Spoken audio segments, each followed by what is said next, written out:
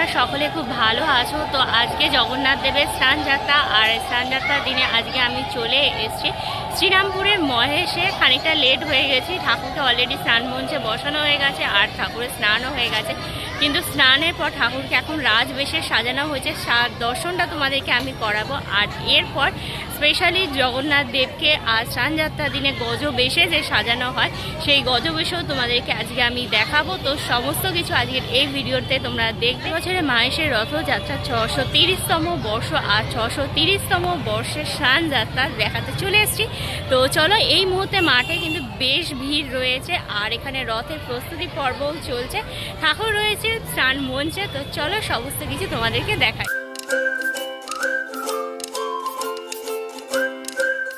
মাঠটা দেখো, এই মাঠটাই তো মেলা বসে 1 মাস ব্যাপী। তো এইখানে আপাতত প্যান্ডেল করা হয়েছে, আর এই পাশের দিকে দেখো বেশ লোকজন দাঁড়িয়ে রয়েছে এখানে ঠাকুরের দর্শন করার জন্য। আর ঠাকুর রয়েছে এই যে উপরে স্নান মঞ্চের পর তাকে শৃঙ্গার করানো হচ্ছে। আর এই যে এখানে লোকজন, আর ওই পাশে তো আমাদের মন্দিরটা আমরা সকলেই জানি। আপাতত এই মুহূর্তে অতটা রোদ নেই, রোদ না থাকলেও বেশ গরম কিন্তু ততটাই রয়েছে। তো চলো দেখি। হাতে তুলসীর মালা, ঠাকুরকে এই মুহূর্তে রাজবেশে সাজানো হয়েছে, আর বলভদ্রকে এখন তুলসীর মালা পরানো হয়েছে। আর পিছন দিকটা বেশ স্টেজ করে খুব সুন্দর করে সাজানো হয়েছে। দেখি একবার উপরে গিয়ে তোমাদেরকে ঠাকুরকে উপরে গিয়ে দর্শন করানোর জন্য দেখো এইখানে বিশাল বড় একটা লাইন পড়েছে, ঠিক আছে। এই লাইন দিয়ে এখানে উপরে উঠে ঠাকুরের আমাদের দর্শন করতে হবে।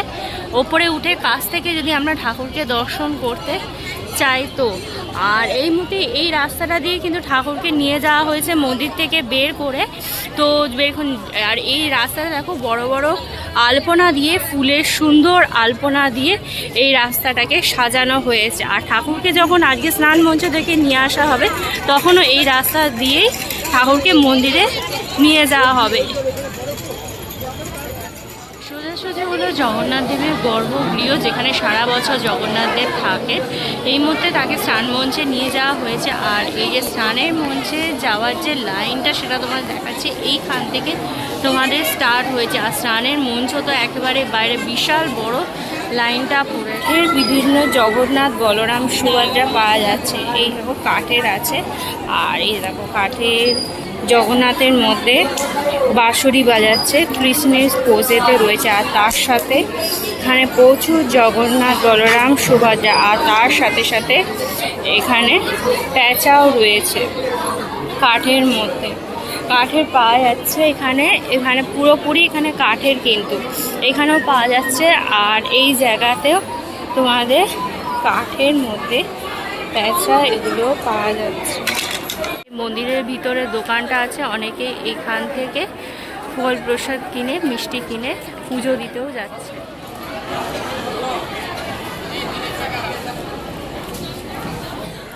জগন্নাথ মন্দিরের প্রাঙ্গণে এখানে আরও অনেক বেশ কিছু মন্দির রয়েছে এখানে। আর এই হলো মাহেশের জগন্নাথ মন্দির, আর এই পিছনে হচ্ছে তোমাদের নাট মঞ্চ। প্রথম মন্দিরের ভিতরে রয়েছে শিবলিঙ্গ, নারায়ণের শিলা, হনুমানজি বিগ্রহ, মা কালী বিগ্রহ।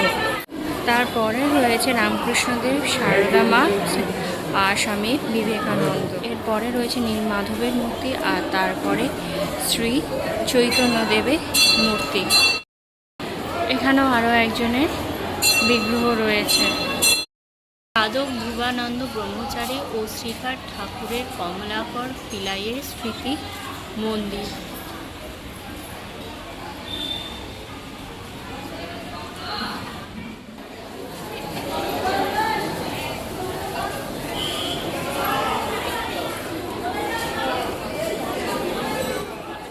বর্তমানে রাজবেশে সাজানো হয়েছে, আমরা সেটা দেখলাম। পরে যে গজবেশে সাজানো হবে সেটা হচ্ছে দুটো হয়েছে 45 মিনিট। আমি অনেকটা লেট করে ফিরেছি, 10টার সময় ঠাকুরকে স্নান করানো হয়েছে, তার আগে মন্দির থেকে বের করানো হয়েছে। তো ভাবছি যে লাইনে দাঁড়িয়ে ঠাকুরকে সামনে থেকে দর্শন করি। এসে যখন সামনে থেকে দর্শন করবো না সেটা হতে পারে, আর তোমাদেরকেও দর্শন করাবো। তো চলো লাইনে দাঁড়ানো যাক। লাইনটা তো বেশ বড় আছে, কতক্ষণ সময় লাগবে বুঝতে পারছি না, বাট স্টিল ওকে। তো চলো ঠাকুরকে আমরা গর্ভগৃহ, আর এখানেই হচ্ছে লাইনটা শেষ। তো এখানে লাইন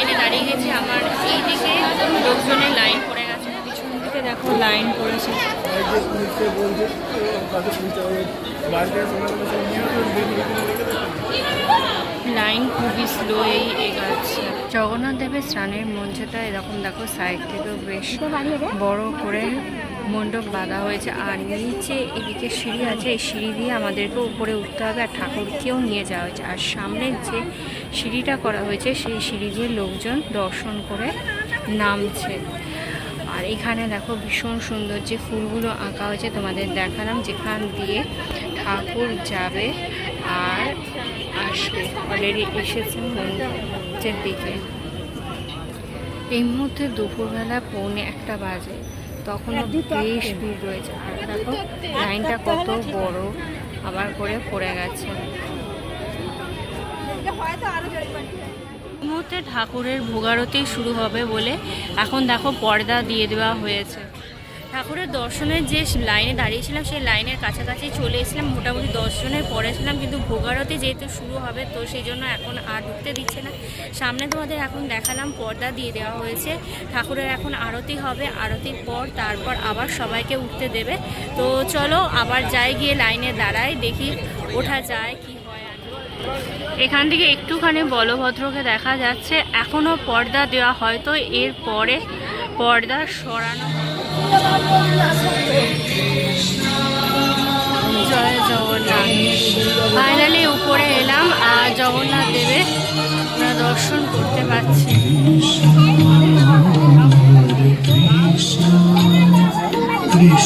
জগন্নাথ, বলরাম, সুভদ্রা ভোগারতির পরে ঠাকুরকে খুলে দেওয়া হয়েছে দর্শনের জন্য। ভীষণই সুন্দর করে সাজানো হয়েছে রাজবেশ।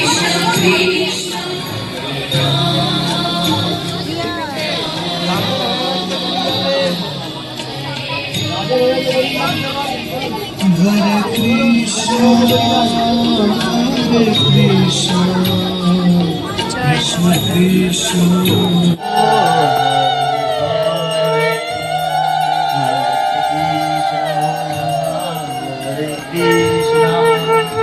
Krishna Krishna, Krishna Krishna, Hare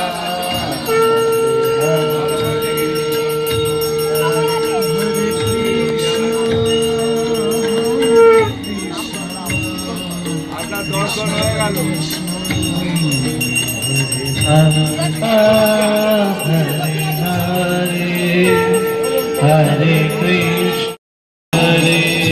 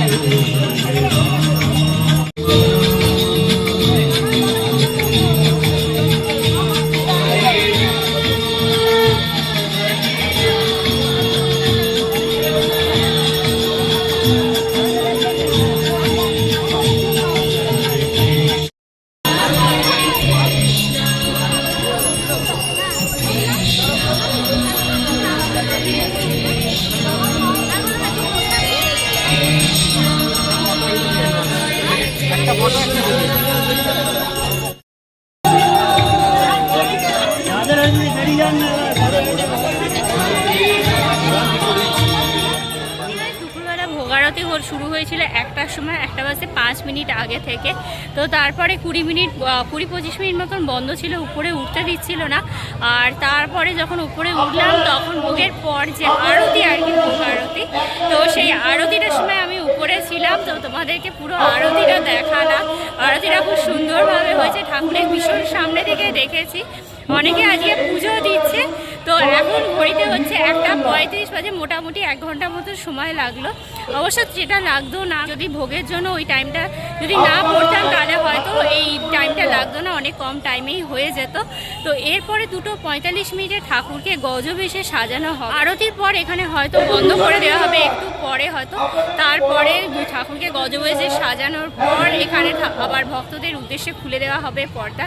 সেটা ঠিক জানি না কখন হবে, তবে গজবেশে ঠাকুরকে সাজানোর পরে হবে হচ্ছে 2:45 তো সেটা আমরা অবশ্যই দেখব। তো তোমাদেরকেও দেখাবো, তো বেশ ভালো এক্সপিরিয়েন্স হলো। এরপরে চলো তোমাদেরকে মহেশের যে রথটা, যেই রথে কোনো পরিবর্তন নেই, কোনো কিছু নেই, প্রত্যেক বছর একই রথে জগন্নাথ বলরাম সুভদ্রা সেই রথে ওঠে। তো আমরা সেই রথটাও একবার দেখবো।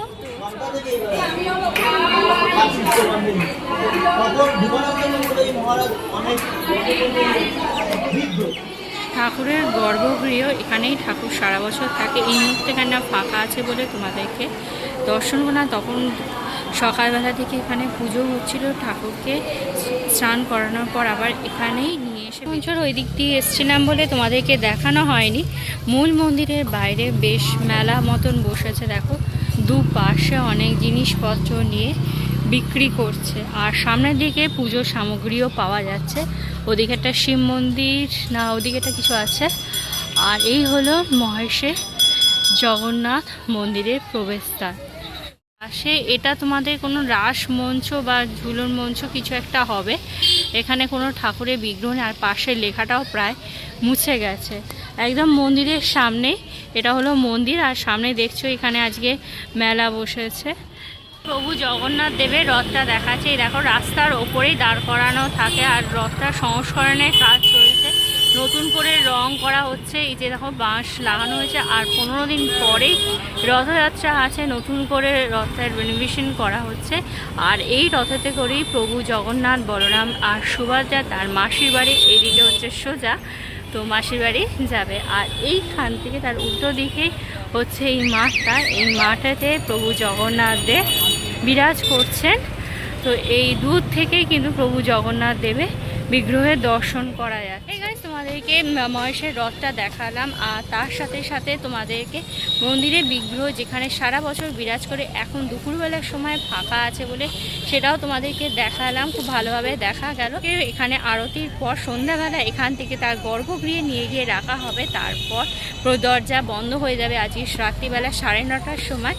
আর তারপরে সোজা আমরা প্রভু জগন্নাথ দেবের দর্শন পাবো রথযাত্রার সময়। আর এই মাঠেতে এখন অতটা ভিড় নেই, ঠাকুরকে এরপরে গজবেশে সাজানো হবে, তারই প্রস্তুতি চলছে। তো চলো সেটা একবার আমরা দেখি।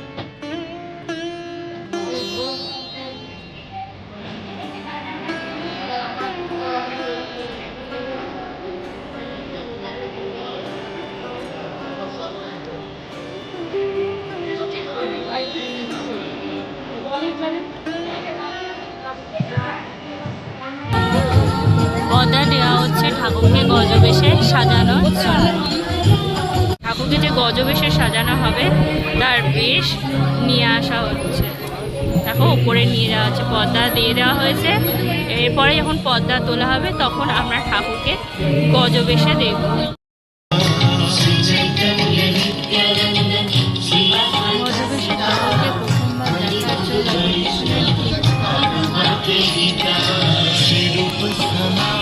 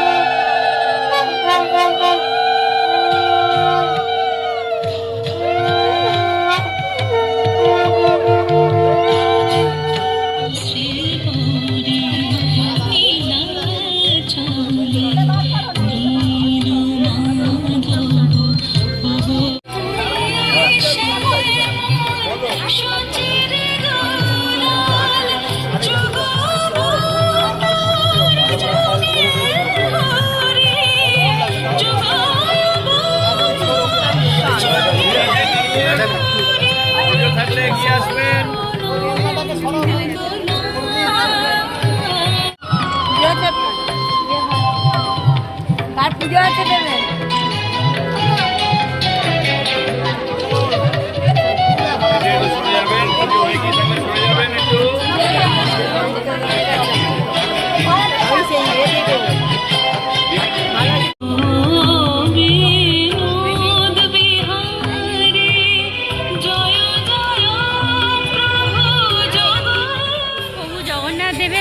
গজবেশ দেখলাম ফাইনালি। ঠাকুরকে 3:15 দিকে সাজানো শুরু হয়েছিল, মোটামুটি 3:45-এ খোলা হলো। 2:45 বলেছিল, সেটা হয়নি। বাট ঠাকুরকে সামনে থেকে দেখলাম, সাজানোর পর যখন পর্দাটা সরানো হলো ঠিক তখনই দেখলাম এখান থেকে ঠাকুরকে কিন্তু একদমই দেখা যাচ্ছে। এই স্নান বেদিতে ঠাকুর থাকবে রাত্রিবেলা 9টা পর্যন্ত, তারপরে নিয়ে যাওয়া হবে মন্দিরে, তারপর বন্ধ করা হবে কপাট। তারপরে 14 তারিখে কিন্তু খোলা হবে। রথযাত্রা দুদিন আগে, 16 তারিখে রথযাত্রা, দুদিন আগে মানে 14 তারিখে খোলা হবে। তারপরে 16 তারিখে রথযাত্রা। প্রভু শ্রী জগন্নাথের তার দাদা বলভদ্র আর তার বোন সুভদ্রাকে নিয়ে যাবেন মাসির বাড়ি রথে করে, তো সেটা আলাদাই ব্যাপার।